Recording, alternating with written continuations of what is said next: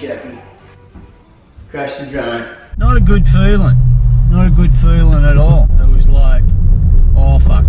Oh fuck.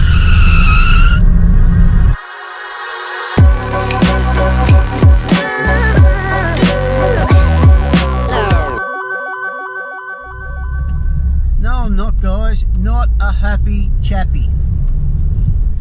Just coming back from beautiful Catherine Hill Bay. Catho, as the locals call it, which is about 20 minutes south of Newcastle. Squashed up in a green belt between Lake Macquarie and the Pacific Ocean. Beautiful part of the world, just a little isolated old coal miners village. Smack bang in between the Central Coast and Newcastle. So I wanted to go down there and get the old wharf that sticks out off the beach there. Back when they were mining there used to be an old coal ship that would commute between Catherine Hill Bay to Newcastle Harbour, taking coal up there, unloaded up there to be transported elsewhere throughout the world. Anyway, I'm down there planning to get some beautiful drone footage this morning. I should have gone further down on the beach, but I was up in the car park and I was just so keen to get the drone up in the air. I was flying from up there so I could get some good height, get some good footage of the wharf, and I just got too cocky too quick. I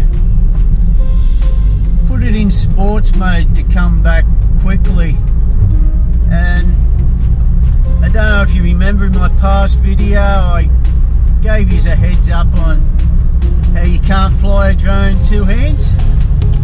Well, here's another heads up. Drones don't have brakes, and at about probably just backed off just before I hit it at about 40 kilometers an hour. What would that be? That's probably about 25 mile an hour. I've slammed straight into the wharf. It's gone behind this corrugated iron fencing that prevents people from walking on to the bridge, and I just could not see it.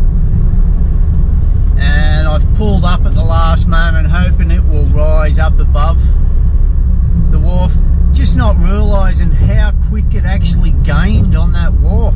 It actually flew past me and I've backed off, just expecting it to back off also, but you just don't have the compression brakes like you do on a car.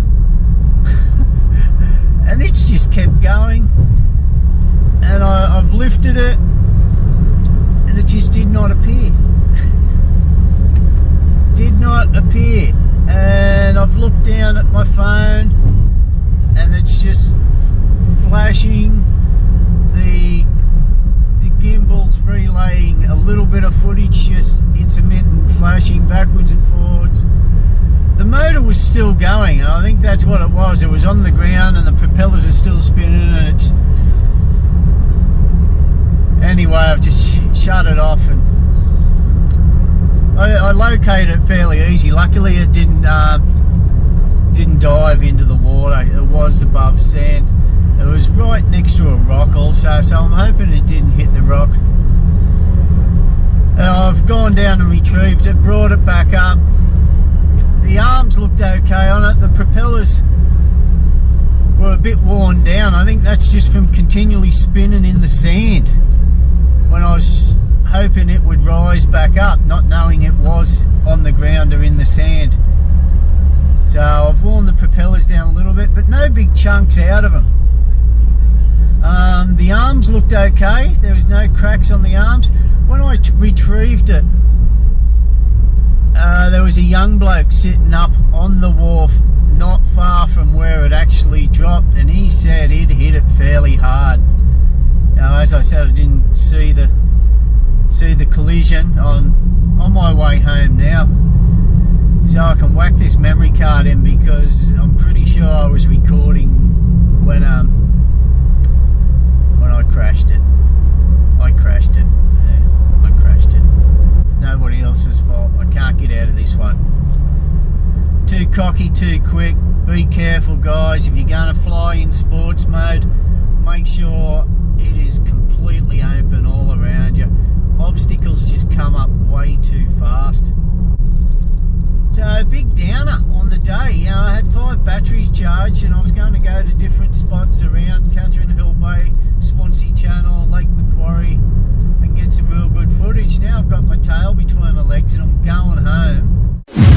But thanks for your time, then you can thank me for mine. And after that's said, forget it. Still pissed at myself. Still pissed.